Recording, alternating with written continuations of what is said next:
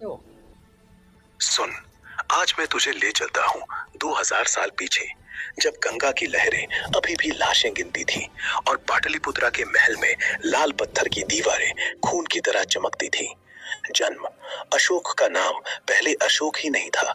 उसकी माँ सुभद्रांगी थी, वैशाली की छोटी सी रियासत से चुराई गई। बिंदुसार, मगध का तीसरा राजा, जब उसने पहली बार उसकी आंखों में देखा तो बोला, ये बच्चा या तो दुनिया जला देगा या सुकून बिखेरेगा। नाम रखा अजात शत्रु, बिना शत्रु पैदा किए जीतने वाला। लेकिन बच्चा था ना, लाठी लेकर चलता था, चूड़ियां तोड़ता था और रात को बिल्ली की तरह छत पर चढ़कर नौकरों पर पानी उंडेलता था। 10 साल की उम्र में पहला विद्रोह। बाप ने कहा, कलंदस पर जाओ, गांव दो हराओ। उसने कहा, मैं नहीं जाऊंगा, क्योंकि कलंदस के बच्चे मेरे दोस्त हैं, उन्हें मारना पाप है।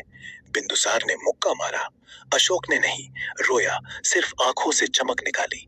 उसी चमक ने बाद में अंगों को जलाया। कैद 15 साल बाद 7 राजकुमारों में से 5 को मार दिया था उसने। क्यों? क्योंकि माँ ने कहा था, तू सिंहासन नहीं, सिर्फ तख्त का हिस्सा है। रात भर वो किले के बाहर चक्कर लगाता रहा, लाल तोरण पर खून के छींटे सूखते देखता। फिर सुबह जब दरवाजा खुला, उसके पास सिर्फ एक धनुष था और उसने पहली तीर खुद पर चला दिया। नहीं मरा, खून जमीन पर गिरा और एक सांप निकला। माना जाता है उसी ने उसकी जान बचाई। कलिंग 18 साल बाद। तट पर लहरें काली थी, क्योंकि समुद्र में शव तैर रहे थे। 1 लाख सिपाहियों के सिर कटे और बाकी ने खुद ही समंदर में छलांग लगा दी। अशोक रथ पर खड़ा, हाथ में खंजर, आंख में खून नहीं, उलझन। शाम को जब वो घावों की दुर्गंध से भागा तो एक भिक्षु ने रोक लिया। धर्माशोक, भिक्षु ने कहा, तूने जीत ली, लेकिन क्या जीता?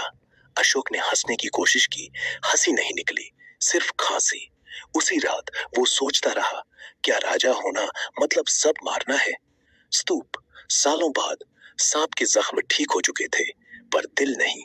उसने हर उस गांव में बौद्ध विहार बनवाए जहां उसने कत्ल करवाए थे। पत्थरों पर लिखवाया, दक्म विजय, हथियार से नहीं, प्यार से जीत। एक दिन जब वो अपने बेटे महेंद्र को देख रहा था, वो बौद्ध भिक्षु बन चुका था। उसने कहा, बेटा, मैंने दुनिया को लाशें दी, तू जा, शांति बांट।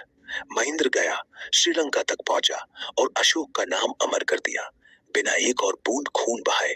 मृत्यु छत पर अकेला बैठा था, नीचे दीप जल रहे थे, लेकिन वो ठंडा था। पास में एक पुराना धनुष, वही जिस पर सांप चढ़ा था। उसने कहा, अब तो शत्रु बचा ही नहीं, मैं खुद शत्रु बन गया था। फिर आंखें बंद की। कोई शोर नहीं, कोई जुलूस नहीं, बस एक हवा चली, दीप बुझ गई। और आज भी जब कोई कलिंग की रेत पर पैर रखता है, वो कहीं दूर से सुनाई देती है, एक बच्चे की हंसी, या हो सकता है सिर्फ लहरों का शोर हो। तो कैसा लगा महान अशोक?